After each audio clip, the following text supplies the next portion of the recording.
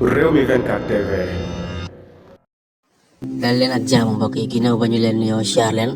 tey jii di dimanche 4 juin 2023 xam ngeen ne arrestation ya ma ngay way di am waaye tamit manifestation ya ma ngay way di am ginnaaw ba nga xamee ne sax jàpp nañ kii di Birame Souleye Diop moom moomu de député maire nekk fële ci Yewwi Askan Wi nekk tamit député ci assemblée di maire fële ci Thiès moom Birame Souleye Diop daal dinañ koy arrêté ci jamono yi ñuy génn fii ñuy wax ak yéen nag arrestation ya ma ngay way di am ndax kii di Serigne Cheikh Thioro Mbacké nekk foofu ci Touba Mbacké di député ci Pastef waaye bokk ci coalition bi Yewwi Askan Bi moom la ñu arrêté mooy Serigne Cheikh Thioro Mbacké xam ngeen ne fan yi moom dëkk bi daal dinay tàng résistance bu métti la ñu wax ñoom ñooñu fare ci opposition bi rawatina ñi di waa Pastef kon daal fii ñuy wax ak yéen nii Serigne Cheikh Thioro Mbacké moom di ab député ci Yewwi Askan Wi daal dinañ koy arrêté fii ñuy wax ak yéen ci dimanche 4 juin 2023 boobu kon daal fii la réew mi toll ginnaaw ba nga xam ne manifestation yi saf sàpp daal dina fi am ci ñetti fan yi ñu génn waaye taxul benn yoon ñu arrêté ndax fii ñuy wax ak yéen rek